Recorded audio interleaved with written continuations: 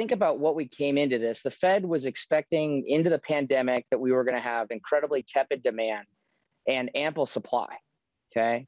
Walking out of this, and they used the same policy prescription in so many ways that was used back in 08, 09, flood the system with liquidity and make it very cheap for the system as well. Now, what we actually have as the problem coming out of the pandemic is ample demand. In fact, I would say demand, unlike we've seen in the last 30 years in the economy of the United States, or in some cases the world, with the weakest supply we've had in that whole period, okay?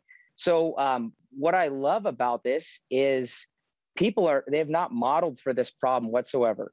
To your guys' point, it really begs the question of liquidity. And a great book that I read a couple years ago was Jim Grant's book on Bagehot, who was the modern father of the Bank of England. And he pointed out that the central bank should always be the lender of last resort. But the question, he argued, was at what price?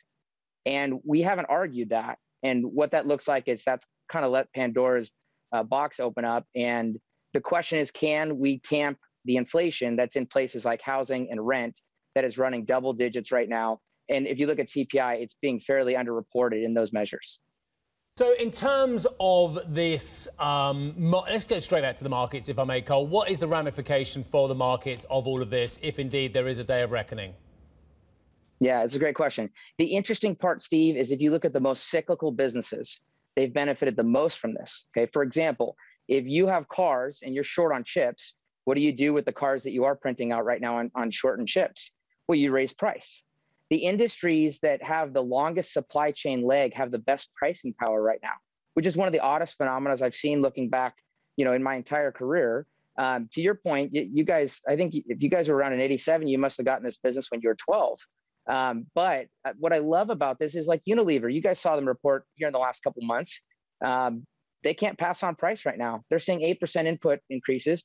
That should be a staple that they can just raise price immediately.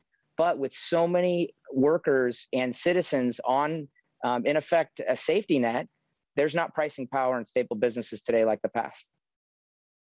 Hi, I'm Joanna Bersecci, and thank you for watching. You can check out more of our videos by clicking on the boxes on the screen. And don't forget to subscribe to our channel for more from CNBC International. Thank you for watching.